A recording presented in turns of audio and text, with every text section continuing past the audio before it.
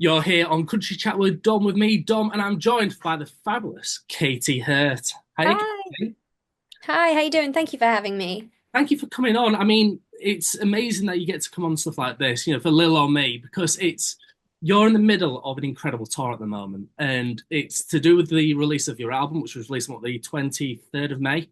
Yes. And it is all the images that I've seen so far with you guys in Two Ways Home, and just the tour in general just seems to be incredible. I believe you're Thank at you. the Hot Box in Chelmsford on the 5th, which is coming up very, very Yes. soon. Just for everybody, so everybody knows the kind of like timeline that we're on. We're actually recording this on the 3rd of June, just Yes. so people kind of like get a gist of when we're talking about dates and stuff like that. Um, and I just want to say, listen through your album since the release to now, it's just so many different songs. It's different styles of song throughout the album that is just incredible. Um, Oh, thank you. the first thing I want to kind of like touch on is, in terms of timeline. So, how long have you had a lot of these songs? Because you've just released "Give Me a Break," which is your album, and there's a fair number of songs. There's 13 songs on the album. Now, Yes. for an album normally is minimum of what, 8 songs. That's actually technically classed as an album. Yeah, I think eight and more is an album. Yeah, I think it's kind of different nowadays that it's all online. I don't think the numbers make as much of a difference. But and obviously there's artists that put like 35 songs on an album or have like, double, triple albums. yeah, Um, but yeah, 13's always been my lucky number. My birthday's the 31st and it's cheesy and I know that. But 31 and 13 always have popped up. So I kind of going into it knew I wanted 13 songs, but we originally had 14 in genuine consideration. And so, like a little bit of history about the album, I recorded an EP called Unfinished Business in 2019, put it out in 2019 with a producer named Murray Pulver, who lives out in Winnipeg, Manitoba. And I knew after doing that I wanted to go back and record my first full-length album. So we flew out to Winnipeg and we recorded for about 2 months. And the first week upon landing, we just went through every song we'd ever written. yeah, And we had about 60 songs and we had to try and narrow it down. And we got down to 14 and that was the plan for the studio. But in my head, I think I was like, it's got to be 13. We yeah, have to do one. And so that was a really fun process because we spent like a week and a half maybe just going over every line, going through the songs, trying to work out which ones told the best story together, which ones made the most sense as a cohesive body of art, which I was really wanting to do because I didn't want it to just be, here's a collection of songs, but they have nothing to do with each other. I did want there to be some thread. yeah. Um, but yeah, I've had a lot of these songs for a really long time, and most of them have been in my set since about 2017. Um, so it's been quite the journey to get to this point.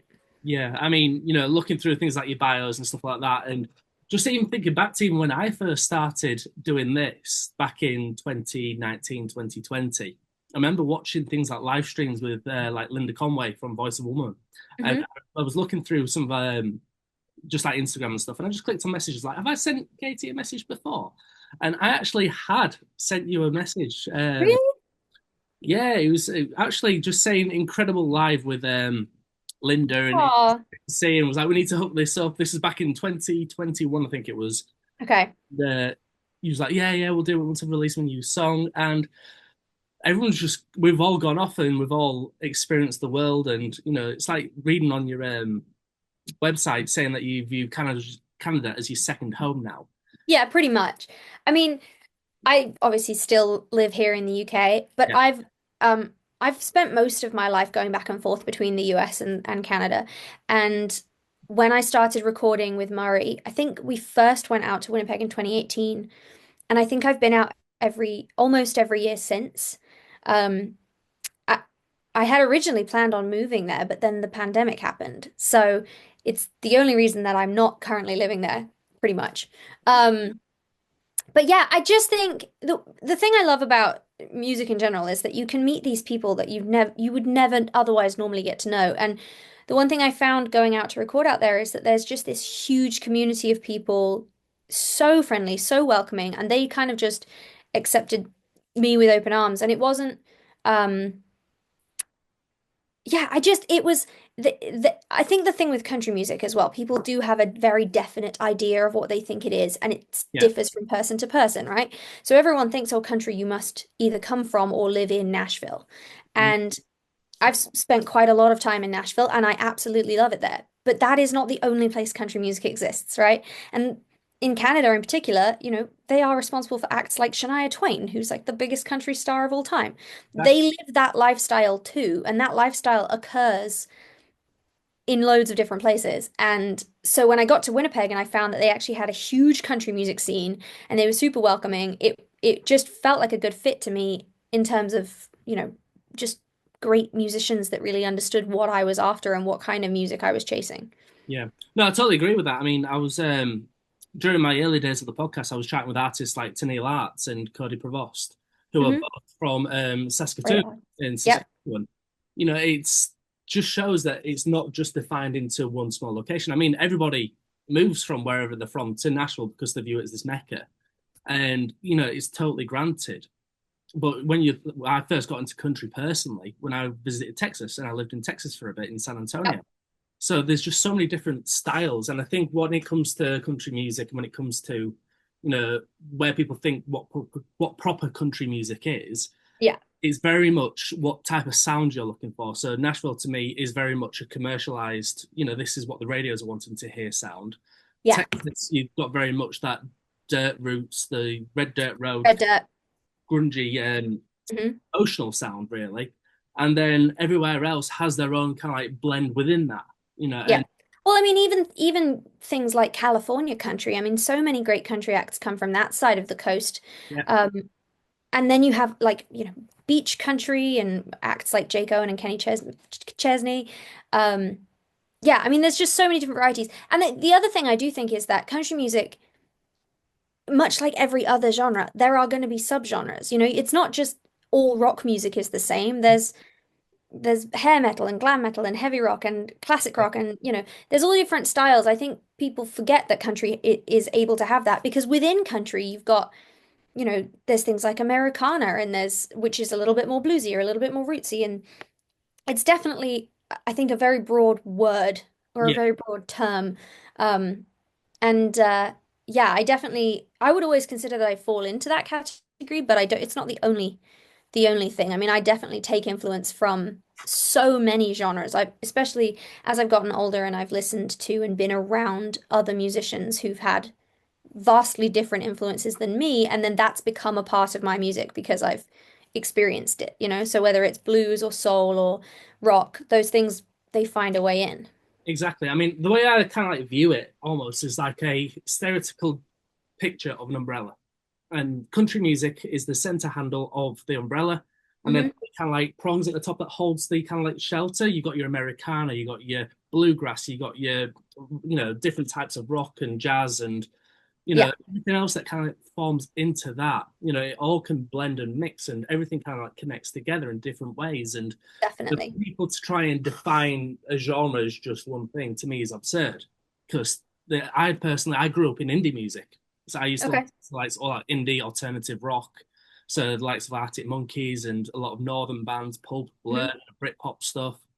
And it's to me fascinating how people just go, oh, well, you can't listen to that. That's not country. That's pop. That's just Yeah. pop. No. And it is funny watching. I mean, I've going way back during the pandemic, we got bored and decided to do a thing called Honky Tonk Hump Days. Yeah. I did a weekly live stream for a while where we talked about the origins of country music. And we played songs from every decade of country music. And I think it's actually almost just as important a part of the genre that people have discussed what it is. Yeah. Because even going back to like, this is showing my inner music nerd, but going back to 1910, 1920, people were still having this very same conversation. Yeah. What is country? What is allowed on country radio? And it's so funny when you think about the people who are now icons of the genre, people like Johnny Cash, Willie Nelson, even Elvis Presley, who weren't t told they were being country acts, who weren't allowed to be on the Opry. And now they're the icons. And then you have acts nowadays who come from all other genres, pop, rock, hip hop, eh, and they find the same argument happens. And I do have my personal definition of what I think country music is. I think it's broad, but I still, you know, I still am like, I wouldn't consider that country per se, but that doesn't necessarily mean that, who am I to gatekeep that from some people? And also, I think anyone that wants to show appreciation to the genre should be welcome. And the cool thing about it is, having grown up in a world where when I moved back to the UK when I was a kid, country was a big no-no. It was not cool to like country music, Oh especially country no, not western. at all.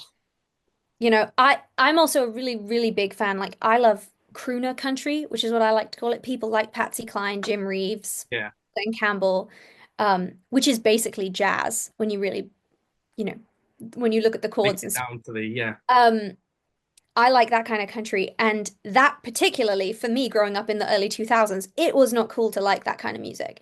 Um, and I remember going to the first C2C and having friends at school make fun of me for that because they were like, "Oh, why are you going to a country festival? That's so lame." And nowadays, you go into a high street, everyone's wearing cowboy boots, everyone's wearing cowboy hats. And a part of me, the kid that, got teased for it wants to be like, "Oh, now it's cool." The other part of me is just so excited that more people are hearing this genre, more people are finding acts. It's so cool to see how it's growing and how people are finally going, "Oh, it's not the same music that they made 50 years ago. There is in fact modern country music that's just as good as anything else, if not better, because it's still based in the storytelling." And I love that for the genre. Exactly. I mean, you look at the charts nowadays, the iTunes, Apple charts, 10 years ago, before, say, the COVID pandemic hit, you'd get artists that were independent artists, smaller artists that, you could get 100 streams, 200 streams, and you could get to number one, in the iTunes charts. Nowadays, it's nigh on impossible unless you've got such a huge following behind you or, the back, Yeah, such publicity or whatnot, or the money behind it, because it does cost a lot of money to, create, tell an me about album. it. It's and then for the likes of yourself going on tour as well, that's going to add on a lot of, pressures in that sense. But Yeah. it's fascinating how it changes from time to time to time. And as country music grows here in the UK, it's yes, we've got the fantastic side of this genre is growing, it's bubbling, and more people are getting interested. But the other side of the spectrum is the people who've been here for so long that are still trying to make it, are getting kind of like pushed to the side by tribute acts or by uh, Yeah. Well, I think a few things. I mean, I think the music industry in general is struggling. Um, there are so many changes happening in such a short period of time.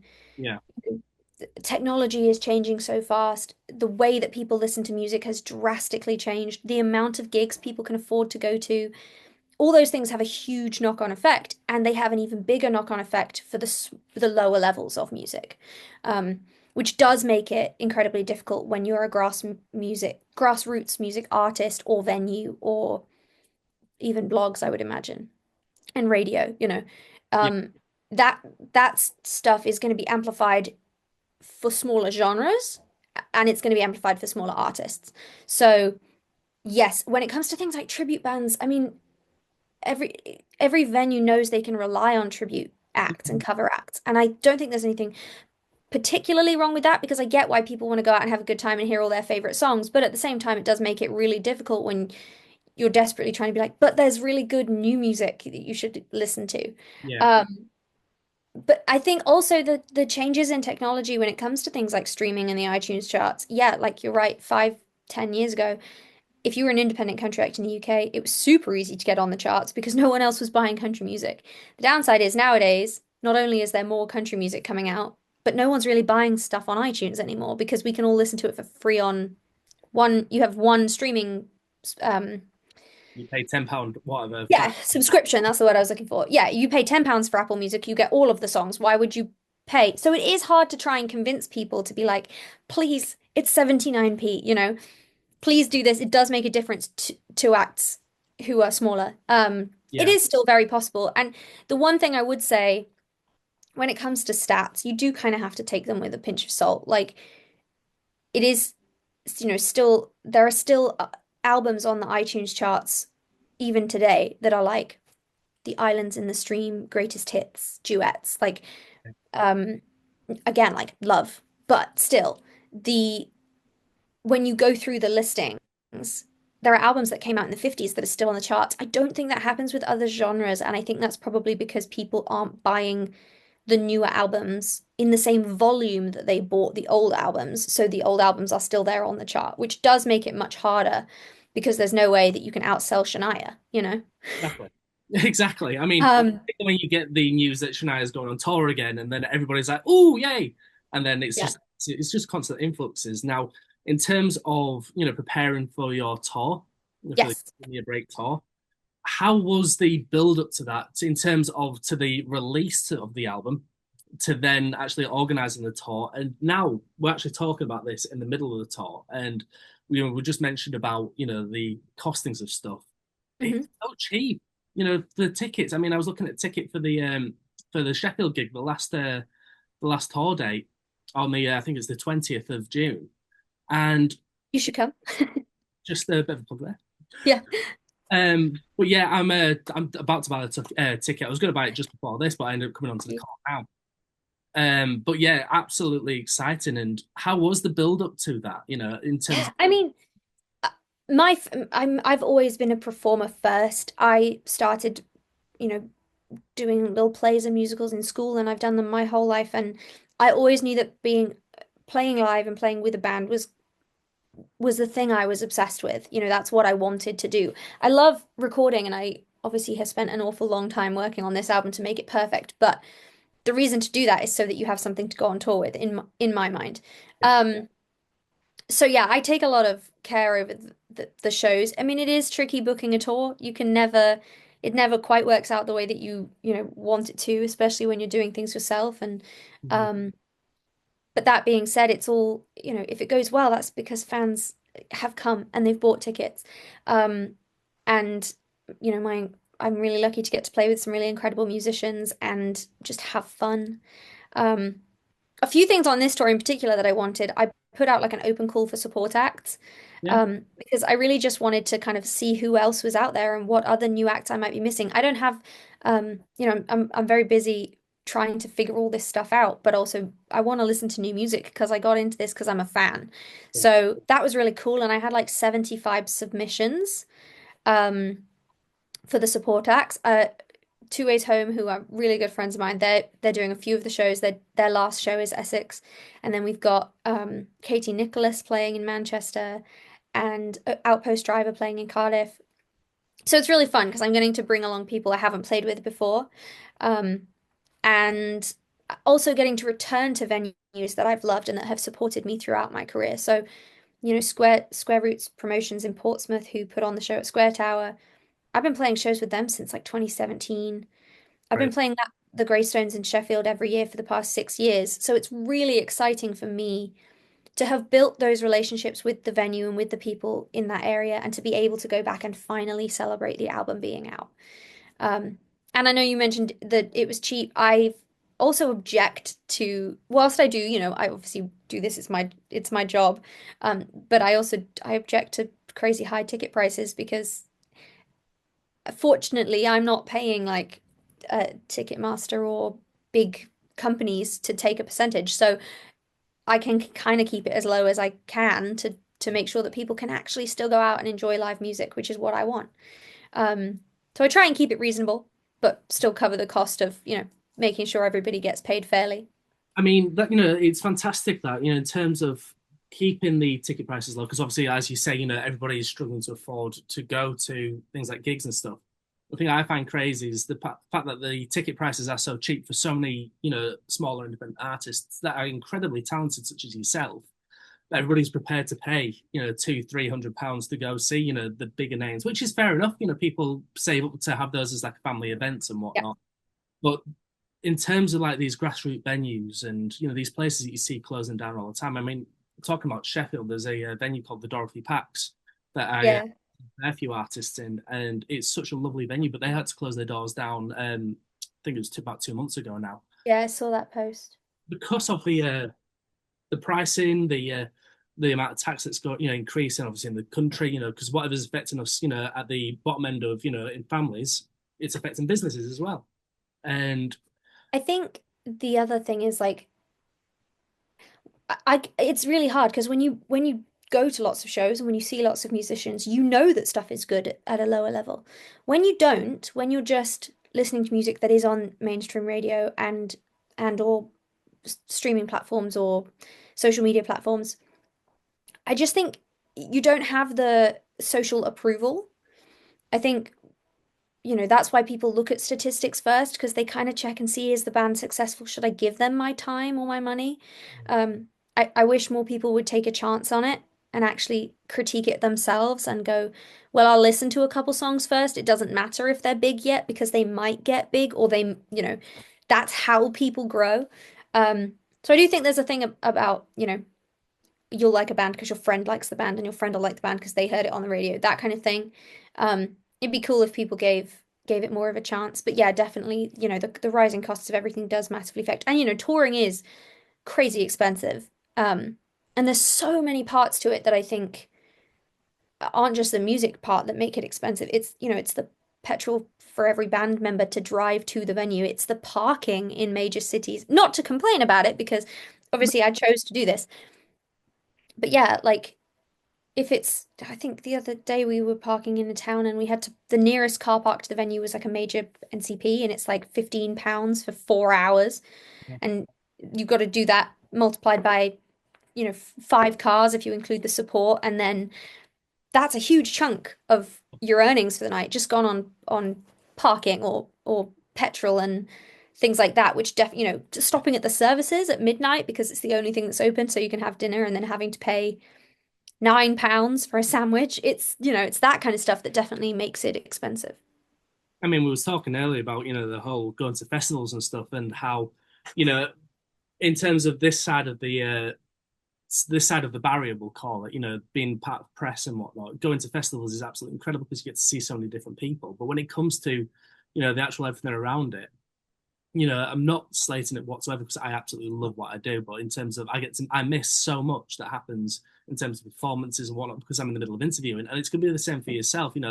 Everything else has got to be based around that, and obviously you've got your normal life as well mixed in with that. In terms of family, in terms of friends, and then balancing that around a tour, and then organising everybody to get there, and paying for sound engineers or whatever the venue's got. And it's incredible the amount of work and effort that everybody puts into, a Yeah. tour. Not just like yourself, in terms of organising the people around you, but everybody else that makes the magic happen. And like the support acts, them organising themselves, getting to, the venues and There allocating are time. definitely so many moving parts to Yeah, make one show happen, let alone a string of shows. Um, so it does always, I kind of feel the relief the moment I actually get to be on stage. I'm like, oh, it's finally happening. It has happened. Like up until that point, you're like, who knows what could go wrong or, yeah. what could change. But um, no, you finally get to be on stage and then all of a sudden you're like, okay, now I can relax because now I know we've made it. It's worked. We're here. We can play. We can do the thing we love. And, for me, that's really important, even if it's a short, festival set or your own actual headline show. Those moments are the thing that make it worthwhile. And yeah, you do miss, especially playing festivals, you're so busy running around, you miss seeing the other act. Although I will say last year at Black Deer, I was on just before Sheryl Crow, and I'm a huge Sheryl Crow fan. So I made sure I actually told everyone around me, I was like, when we finish, I am running. Like, do not interrupt me. I will. And Leave me I alone. ran across the field and I was like front row barrier for her because I was like, I'm not missing this. There's so many times that we've played where I've ended up having to you pack the gear away or you're whisked off to do something else. And I was like, no, Sheryl Crow's here. I have to go. So I do think sometimes you have to draw the line and put the boundaries in place. Um, Otherwise you forget the joy that comes with doing something like this. And I'm very, very lucky that life has let me be creative, even if it's incredibly hard. And that is something that the album talks about quite a lot. And there there's even a little message in the record that I wrote, which I think sums that up, is that I am someone who feels things very deeply, and that means the joy and the dark parts. But I do think it's really important to remember to like celebrate the wins and experience the reason why you're doing it just as much as you might find it stressful or tiring or busy. You know, like we get home from a gig at 5 a.m., a part of me is shattered and it needs to go to bed, and the other part of me is like, how cool is that? Like I just got to do a road trip with my band in the car. So you have to kind of look at it through both lenses. I totally get that. I mean, I think it's Give Me a Break that you talk about, having to sing country roads, and you don't want to do that. You want to sing your own songs. You just want to enjoy your own music, and you totally get that vibe as well. And it's incredible. Yeah, just to point out, I do actually really like that song. It's just there are like a handful of songs, and it could have been any. It could have been Wagon Wheel. Yeah, It could have been Jolene. That's the other one.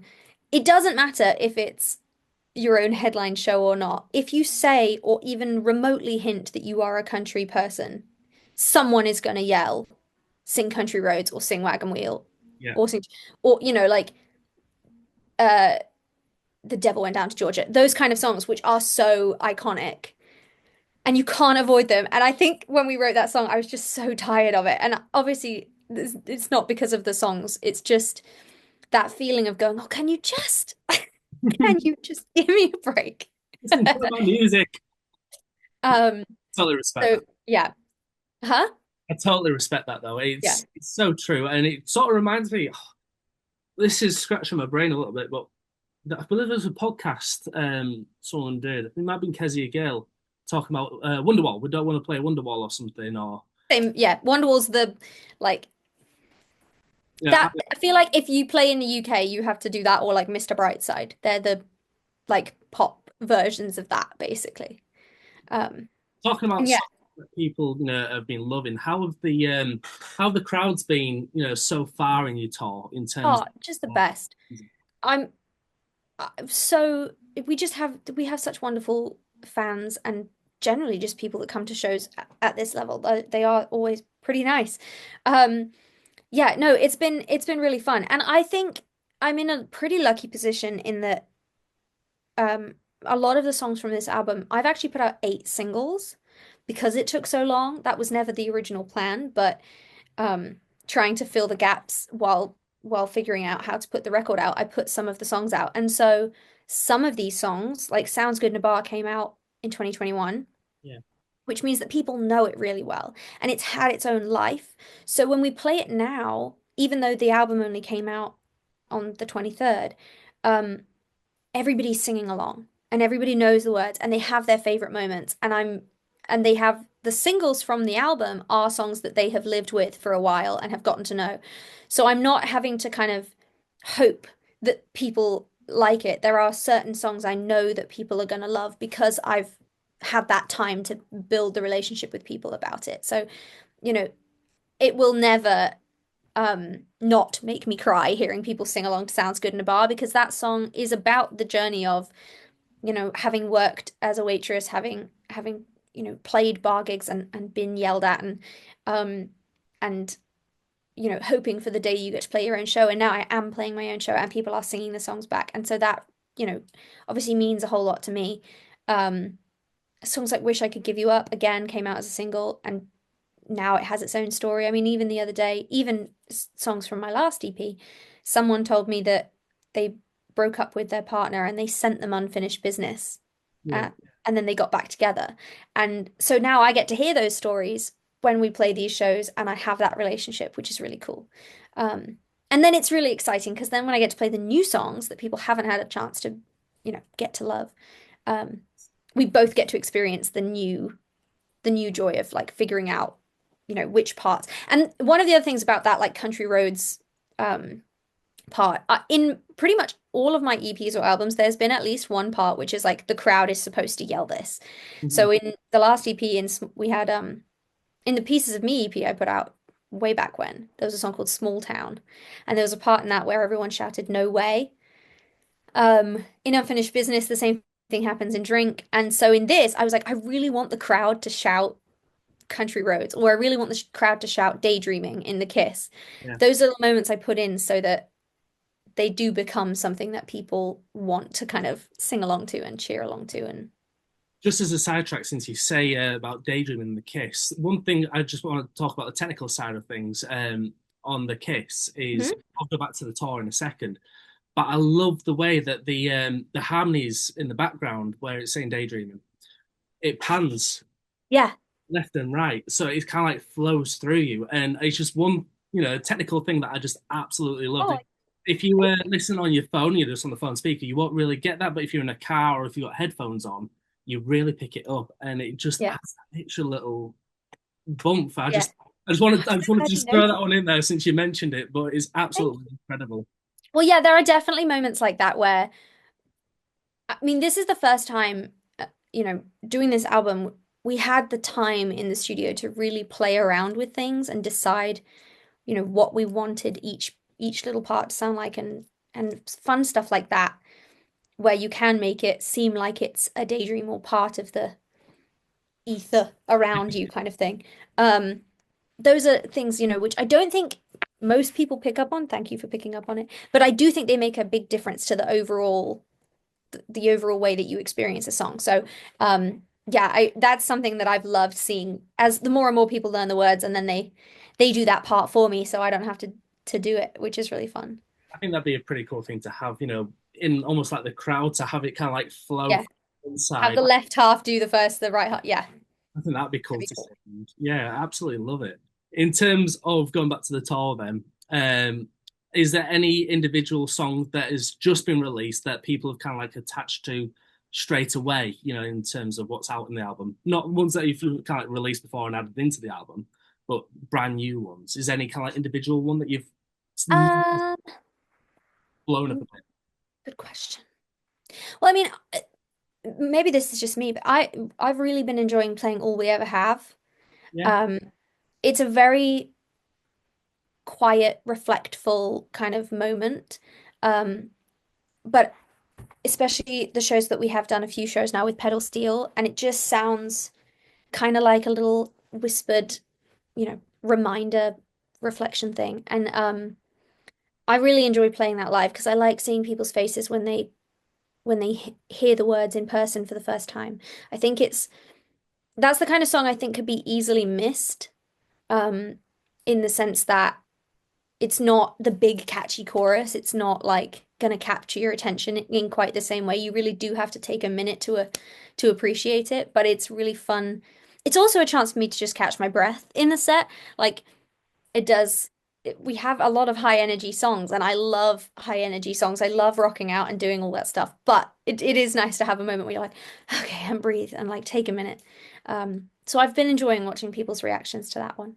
Yeah, I totally get that. I love the fact that you can incorporate those kind of like songs that can still be an intimate moment with the crowd, but still allows you and the band as well, because everybody's putting 100, 110% in, as people say. Yeah. I can't wait to actually watch you in Sheffield because I'm definitely buying a ticket. Yeah. If anyone else is going to Sheffield, I'll see you there. But it is absolutely wonderful, and going on to like the lyrics of things as well, and the like with Country Roads, you throw that in there as wanting people to shout that back out. Yeah, one song that I also like in terms of the lyricism and the twist on words is "Rather Be." Into Thank you. uh, you know things that you'd normally say, you wouldn't normally say, but it's just I love it. I mean, for those who haven't listened to Rather Be yet, check it out. Check out the full album. I mean, come on. Yeah, please go listen to the whole album. Um, it's so funny. Rather be, and this goes all the way back to one of the things you said at the beginning of the conversation, in that not only is the genre vast, but there are a lot of different types of songs on this record. And I did that on purpose because I take inspiration from a lot of different places.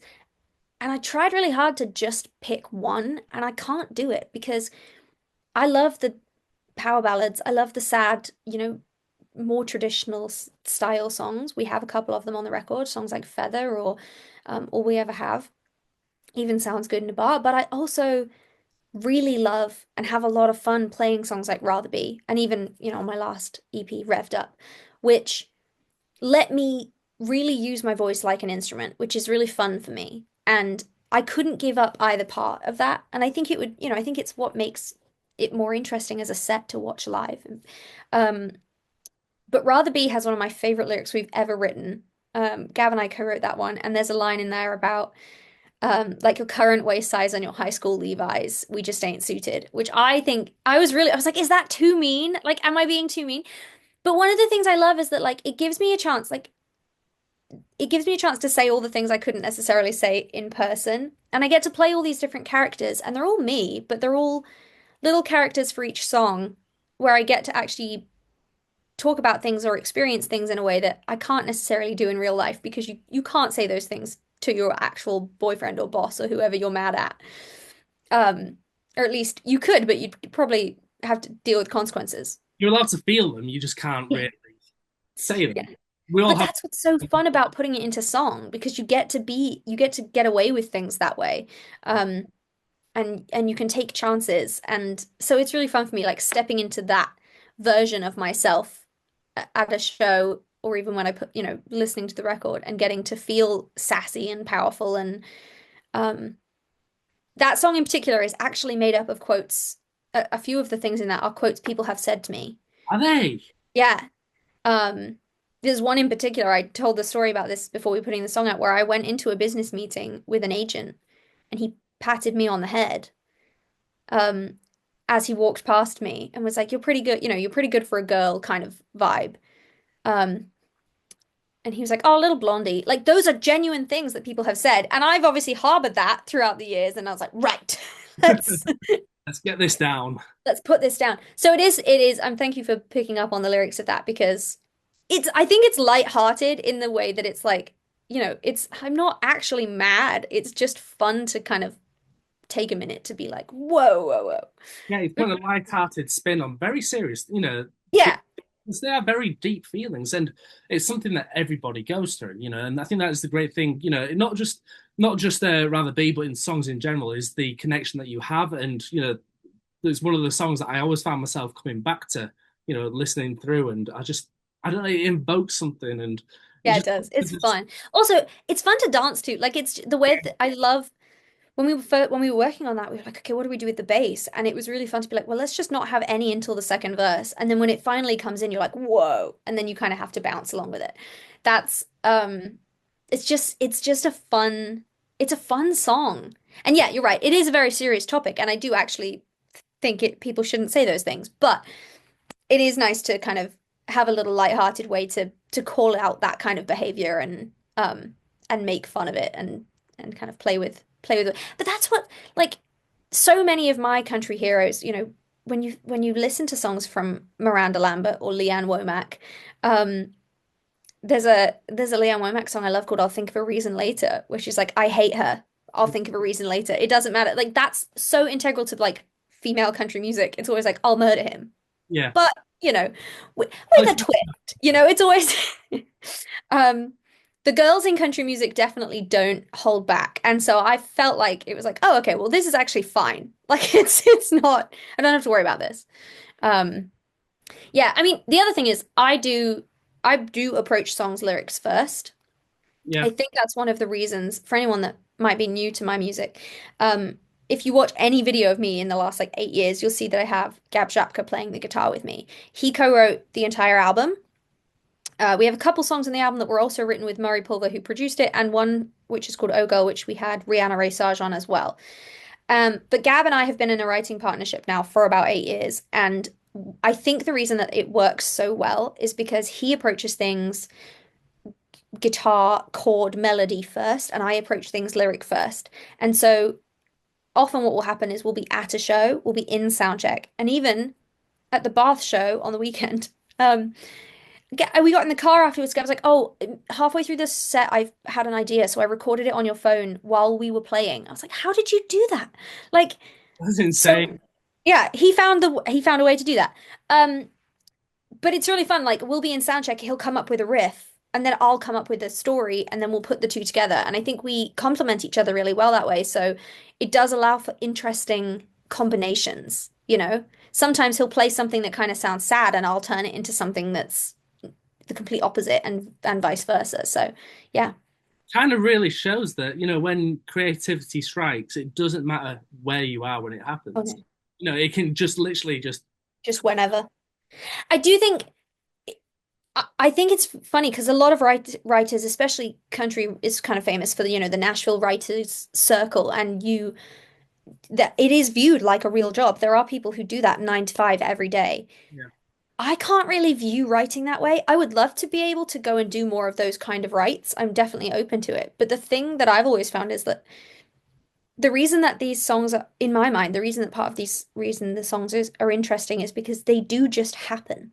They are actual moments of inspiration, and then we are fortunate enough to be able to chase them in the moment. And it's, the blessing of having someone that you write songs with being on the road with you, or being able to spend a lot of time in the studio and hanging out with Murray.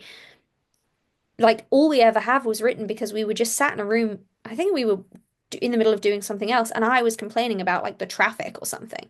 Yeah. And then I had to check myself and be like, I'm halfway around the world about to record an album. Like I should be experiencing joy. I shouldn't be complaining about the traffic. Yeah. The fact that I was sat with a bunch of creative people, and when I called myself out on it, they were like, that's a song right there. Means that you get to kind of actually follow the train of the song in the moment, as opposed to it being like, oh, I can't write a song right now. I have to do that Tuesday at 9 a.m. I don't quite know how people have the discipline to do that.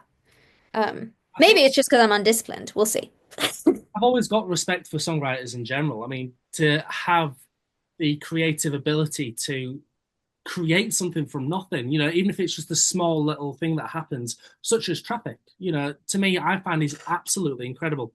In terms of like songwriting, I've helped people, write songs in the past, but it's gone off what they've kind of like started and had that kind of like bass, and I've helped, adjust, let's say it's the melody or if it's the right, rhyming pattern or, the words within it.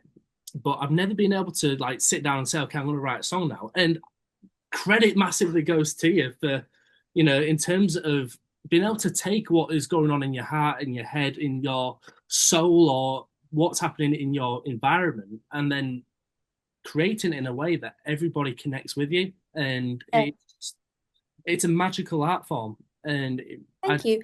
I genuinely, do. It is funny. It is an art form. There is actually a craft to it, and I think this is where that whole like discipline and sitting down to write, because I do think the more you do it, much like with everything, the better you become at it. yeah, Um, I do have to remind myself to do it more quite often, because I think you can get caught up waiting for inspiration, waiting for the moment to be right, which I'm guilty of. And you can force yourself to write when there is nothing to write about, and then it's bad because you don't have any real connection to it. You're just saying words. So you have to kind of find a happy middle ground. But there are obviously like skills that you can learn that can help with songwriting. yeah, Um, Obviously, working with people that have a full understanding of their instrument is massively helpful. If because again, one of the benefits, like when I first started writing songs, I played the guitar, but I'm not a guitarist per se. Like I'm not spending all my time learning the guitar. Whereas with someone like Gab, who has spent his career honing his skills, if I go, oh, I kind of want it to sound like this, he will know what that is. yeah, Whereas I wouldn't necessarily know how to play it. So obviously working with people who have a varying skill set to yours is really helpful. Um, Having the ability to actually sit down and be like, I am going to focus on this now. I am going to put the time in. I'm even things as simple as like, I'm gonna look up every word that rhymes with this word until I find the one that's conveying the right feeling. yeah. Those kind of things are the skill part, which you can learn. Then obviously you just have to hope that the actual inspiration strikes and you have something to say. Yeah. I've definitely I definitely got into writing songs because of people like Patsy Cline, who didn't necessarily write her own songs, but there was something in the way that she told stories that even me as like an 8-year-old listening to my parents' records, I was like, I relate. Like Yeah. I would also like to go walking at midnight because you've broken my heart too. Like she did such a good job of conveying that story. And I always wanted to be like, I want to be a storyteller like those people. So I spent a lot of time as a kid, like just obviously you can see consuming stories, um, reading a lot, listening to a lot of music, and trying to figure out what do I have to say, and then hoping that people also wanted to hear it. That's. What book then would you say has been your biggest inspiration in terms of what's helped you the most when it comes to songwriting or in life in general as well, that's actually made you stop and think or reflect or start. Okay, well, this is, I mean, That's an impossible question. That's why we ask them. You don't have to answer it, by the way. Okay, I have two. I mean, it's a huge list. I don't, it's funny as well. I feel bad because I say I read a lot, but I haven't had time to read a lot this year. I think I've read like 3 books and it's I mean, come on, huge. you have just released a, Um, and you're on tour at the moment as well. So you got to give yourself some leeway. I will, but yeah, definitely there's 2 books that spring to mind. Yeah. The first one is actually behind me. It's this. Um, Love and Misadventures by Lang Lev. This is poetry, but I was gifted this, I think, in 2016, and it's a series. There's 4 of them, just there. But this is one of them, and these are really short, tiny poems. And I read the whole book, like couldn't put it down cover to cover, and then read it again, and immediately I was like, oh, I have so many things to say. I think she does a fantastic job of writing almost like stream of consciousness, which is not something I've ever tried to do because obviously when we write songs, it's not stream of consciousness per se. You're thinking about rhyme schemes and you're thinking about how many syllables and is this going to fit in the melody and is this going to fit with these chords and Is is it it radio poem in the friendly? book and going to give the right reaction? Yeah, but I just felt these poems in particular and the way that she phrased things was really interesting. So I immediately after I was given the first, I went out and I bought all the rest of them and I've read all of her books. So I would definitely recommend Langleaf or Lev, I'm not sure how you pronounce it, it's spelled like that, to anyone that if you are even interested in lyrics or poetry, fantastic. I'll have the book in your hand then. Do you want to pick out one of the poems that kind of like just random? It can be a random one, or it could be one that sparked, Um, just to give us a flavour of the poems that are in there. I'm really throwing you on the spot here. I'm so sorry. there you are. I'm like, oh God. As I always say with the show, this is unscripted. This is I can go on a many tangents, and I just never know where this will end up. So yeah. Okay. Well, again, I've just picked this up. No preparation has gone into this, but this is called A Betrayal. Ooh. And the first it says, I cannot undo what I have done. I can't unsing songs sung. The saddest thing about my regret is I can't forgive me and you can't forget. Isn't that like, come on. It's so simple, but it's so like, ah, what? And the fact it's so short as well, it's just so punchy. Yeah, It doesn't just hit you. It hits you right at the bottom of your heart. Not just the whole heart, but the bottom. That just really it's so good. Um, I mean, this one, I've just found another one. We're in the vibe books now. now. This one's called A Question. It was a question I had worn on my lips for days, a loose thread on my favorite sweater I couldn't resist pulling, despite knowing it would unravel around me. Do you love me? I ask. In your hesitation, I found my answers. Oh wow. That So, I just love, I think it's obviously these are sad ones, but yeah. I just think that sums up everything that a whole song could say in 4 lines, you know? Um, Descriptive in like you say, 4 lines. That's yeah, just you, it's really good. well the Um, book you've chosen, all of that them is are good. certainly an incredible book. Yeah. The other thing I will say, the on a completely opposite side of the thread, because my other initial thought, the first book that I ever fell in love with, was obsessed with, was Percy Jackson. Um, I'm a huge Percy Jackson fan. The first one, which I have like every book twice. You can see them these fancy covers. I love Um, it. That's what kind of attracted me to the talking about books as well. yeah. Yeah. Um, those books, for anyone that doesn't know, they're children's books. They were written by an author named Rick Riordan, who wrote a book for his son who had ADHD and dyslexia.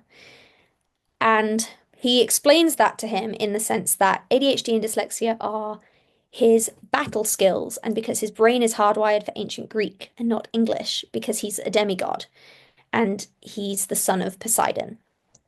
And it talks about how the Greek myths are actually alive today in modern society. They never went away. The gods are around us. They're just, you know, Disguised. hiding. And as a kid, when I found those books, I was like, oh, amazing. what? They're alive. And I thought it was so incredible. I studied classics the whole way through till the end of school because of these books.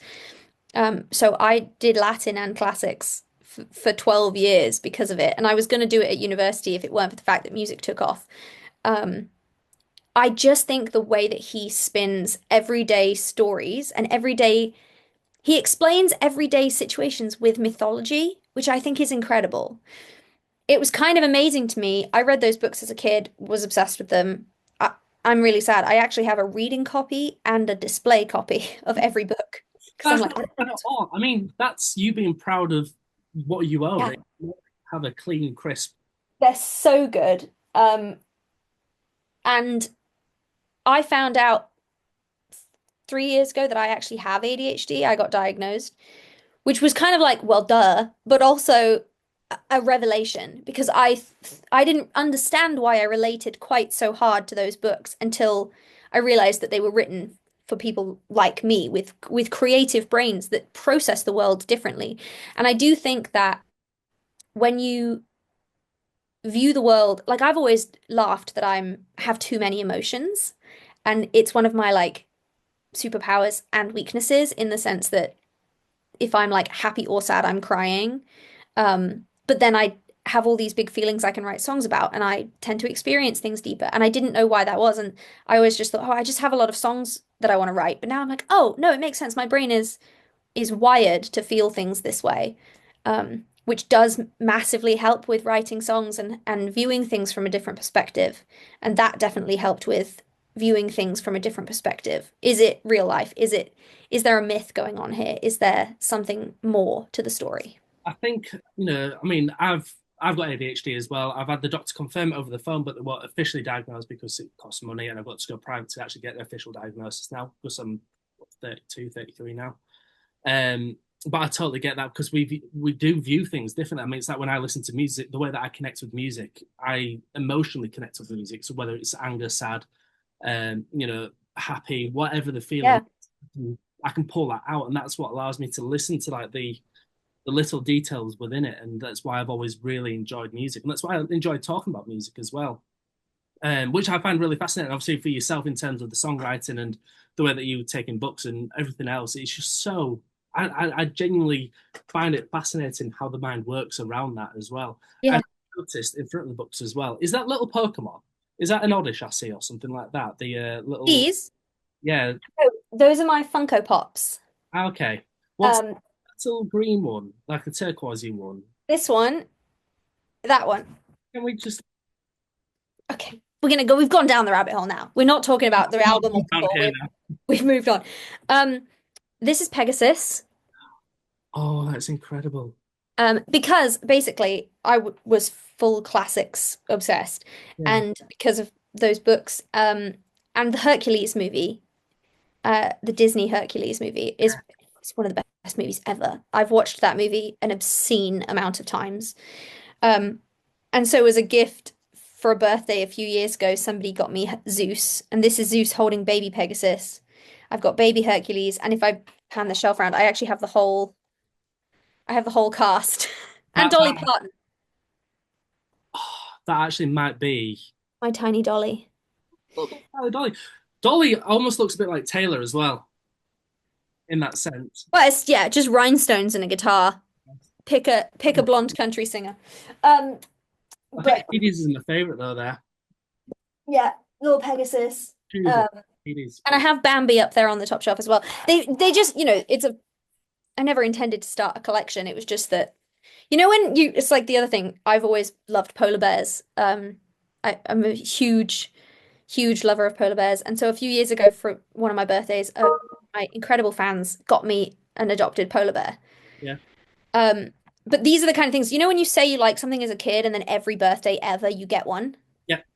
So as soon as I realized I liked these, now people just that's on my list every year.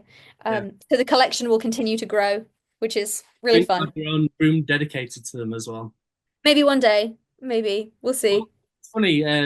Me and Sarah we went down to Hamleys in London, and Amazing. there's a whole kind of like area dedicated to the pop figures. It's absolutely Yep.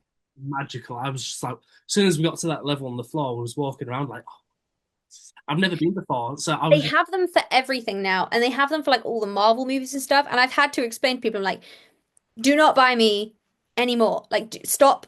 Unless they're Hercules related, maybe that's the limit, right? Um, I'm only missing two, and they're really rare apparently. The Pain and Panic.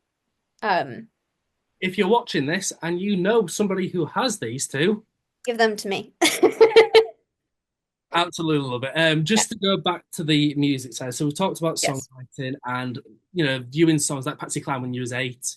Can you remember the kind of like first lyric that you've ever written, or something that's become something that sticks with you, kind of thing?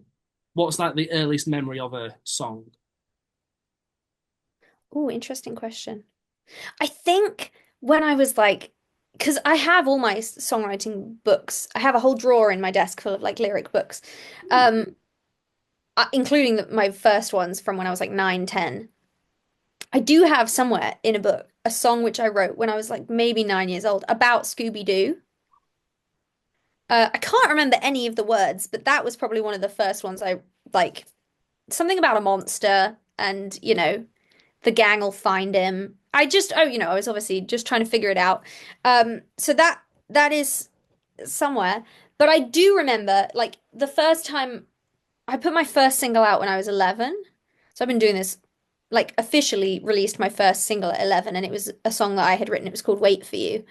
Um, and then I had a couple other singles and an EP that came out. But the first time I was like, I'm actually going to do this professionally was when I released a song called Part-Time Girlfriend, Yeah, which some OG fans out there might remember. I think it's still on iTunes. It's not on Spotify.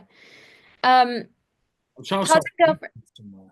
It'll probably be on YouTube. I don't recommend you go listen. Listen to the new album, which is great. Yeah, it's definitely Give Me a Break. Yeah. Yeah. Yeah, but those that you do, I have quite a long, what do you call it? Like the thing is, because I've been releasing music since I was 11 and it's all been on the internet, it's all out there. Even, but most people, when they start with their first album, they've had time to perfect things. And, bands back in the 80s, they didn't have internet history. They didn't have to deal with the fact that people could hear the songs they put out when they were 15. Mine are up there. I can't take them down. They exist. I mean, as people always say, well, one thing I always find fascinating is I won't look at something that was released 15, 20 years ago and compare it to something now, because people change, voices change, people's writing styles change, and life changes. And I find it fascinating in the sense of watching somebody grow, in Yeah. in their development, and seeing how someone's gone from, okay, they've started with this, but compared to now and the way that they view music, it's It's going to really funny because I do absolutely. I'm like, obviously, I have learned so many skills. I'm a better musician. I'm a better writer because I've spent more time honing my craft. So in my mind, I'm like, well, obviously, the new album's the best thing that I've done. But obviously, when I listen to other acts, sometimes I like their first album and not their third album. be. And I'm Mhm. like, well, I don't really care that it was the old one and that they didn't know as much. That's the good one in my. So it is, you do kind of have to, people's tastes will make a big difference. I think you can accept like the quality wise. Some of the first songs I put out where I wasn't in a studio and I was playing it like at home or recording it through SoundCloud or whatever, those obviously won't sound as good nowadays. But yeah, the song that we did, Part-Time Girlfriend, I wrote it about literally a friend of mine who only came to talk to me if she needed help. And I remember being really proud of that song. I think I was like 13, 14, maybe. I can't remember. Um, I remember being proud of it because I had taken the idea of like, well, other people aren't going to relate to this being a friendship problem, but they might relate to it being a relationship problem. Yeah. So I'll put the spin on it and I'll pretend it's like a boyfriend, even though it's a friend. So the idea of I think the line is I don't feel like a friend to some people, more like a convenience store Yeah. was one of the lines in that song because it would be like she would show up at like midnight and be like, "Hey, do you have any tea bags?" Because we lived on the same street. And I'm like, "Dude, you haven't spoken to me in 2 weeks." Yeah. Like, you know. So as a teenager figuring out life and figuring out relationships, I was kind of annoyed by that. But then I was like, yeah, this is a great song idea. I can turn this into a relationship song and be a part-time, you know.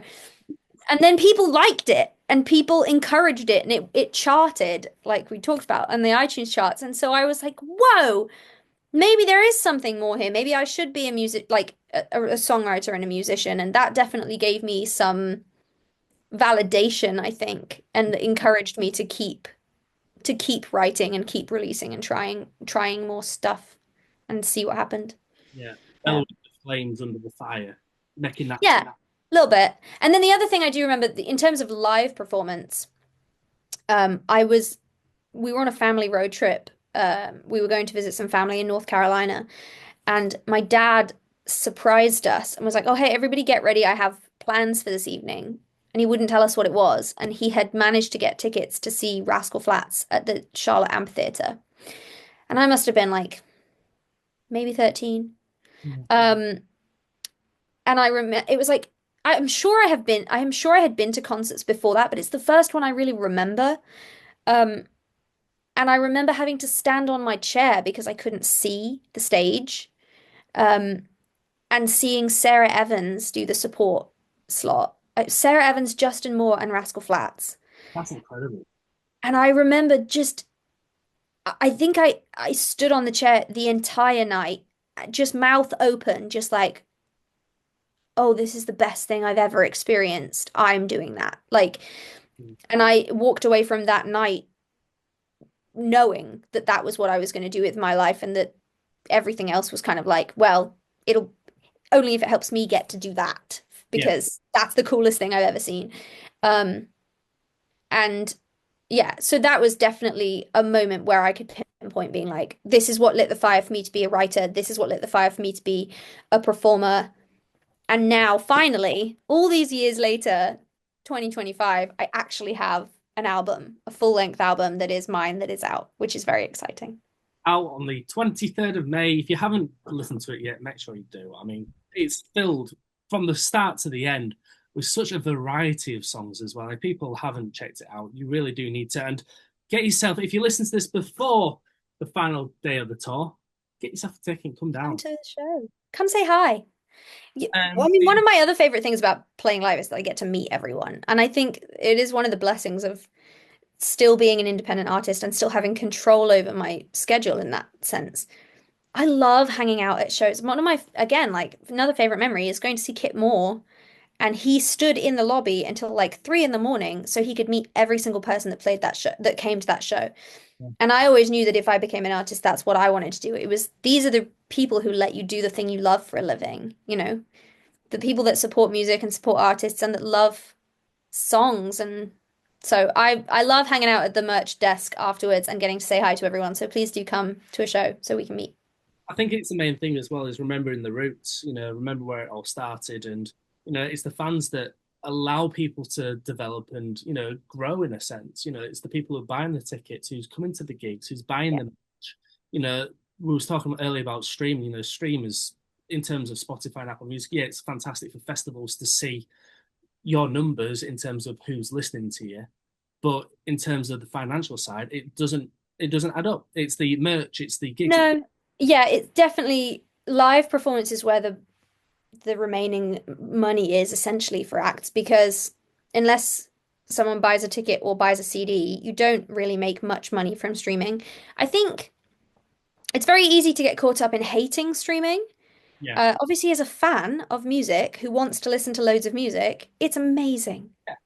It's so cool that you can listen to. So I think, obviously, I think they should pay people correctly and they should have a good system for it. I think it's that part's insane. But I can't fault the system from a fan perspective, myself included, because I want to listen to so much music every day and I genuinely couldn't afford to do that if I had to buy each thing. So it's tricky balancing like, you know, buying songs and singles versus consuming the amount you want to consume. But I think I kind of view Spotify and Apple kind of like social media in the sense that I'm not going to make much money from it, but I can reach people through it. So Yeah. it's really cool to be able to like I'm such a stalker for this, and I will sit with my Spotify for artists and I'll see where people are streaming. And like, I can see that people are streaming the song in Denmark or Japan or Mexico. And I'm like, what? Yeah. It's traveled the world. I can't do that, but the song has. And that's really special and not something you'd be able to do, unless you had like a major label backing you and you were playing world tours. That's a really cool thing that independent artists now have the ability to reach fans across the globe. And so when you view it that way, it stops feeling so annoying and it starts feeling cool. And then you just have to remind people that like engagement matters. Share. So Just if you like. want to help acts, please just leave a comment, just leave a like, share it, save it, send it to a friend, put it on your stories. That's the stuff that really does make a difference in helping reach new people. It's the actual organic engagement of like, hey, I like that song. I'm going to tell someone about it. Well, Um, I mean, me and Sarah was at Alexandra K on Thursday. she's so good. Incredible artist. She was telling us all about the whole way she started doing the coffee club type things on TikTok. And then Tim McGraw just randomly kind of like jumped in just through probably sheer luck, but it's the people sharing it, this fan base that's growing, and people saying, listen to this music. And if all it takes is one person to like something, and that one person then passes it to another, you've got three people straight away there. If Yeah. everyone does that, it grows exponentially. And just share, Yeah. share. And But also a reminder to tell people that like this, because it's so easy to get caught up in the numbers mhm, and think, oh, I need more followers. I need, they aren't necessarily real.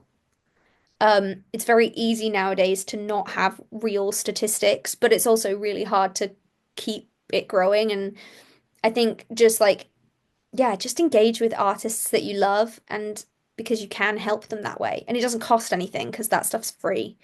Um, just a reminder for everybody as well. It's something that people don't, some people talk about, some people don't. When you find a song that you really, really like, don't just stick it on repeat because the yeah, system don't you? thinks it's a bot. And that way artists lose those kind of like figures, those stats and everything around it. So Yeah. put it in a playlist. Put it with other songs, from different albums or EPs and just yeah, share and share alike. Now, my final question I want to ask is completely away from music. It's a bit of a light-hearted question because it was asked to me the other day, and Okay. I'm going to start incorporating this into my shows. So I'm going to ask you to think of a dragon. A dragon. Dragon, okay? Okay. What color is your dragon? Purple. Purple. That was my answer. That's the question. I just other people have blue, they've had green. I just find it fascinating how. Oh, I mean, I just have a very specific dragon in mind. Oh, yeah. I don't know if you can see behind me. I have these Disney Yes, posters. the When poster. I think dragon, I think Sleeping Beauty. I think that's where mine It's came from. Yeah, it's the Maleficent dragon. It's big purple dragon, green fire. Yeah, That's like the iconic dragon to me. yeah. Brilliant.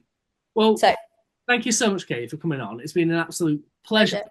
We're gonna have to do a even longer one next time because there's so much more that I want to get into, but I know you've got other people to talk to. Where can we find you on social media? Where can we find your merch? And more importantly, where can people buy your gig tickets? Okay. Well, you can find most of the information if you go to katyhurt.com. It's Katie with a Y, hurt like the injury. Um, the gig tickets will be on there, like on my tour page.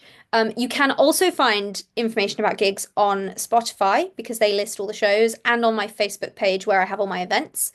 Um, I'm on like all of the social media platforms.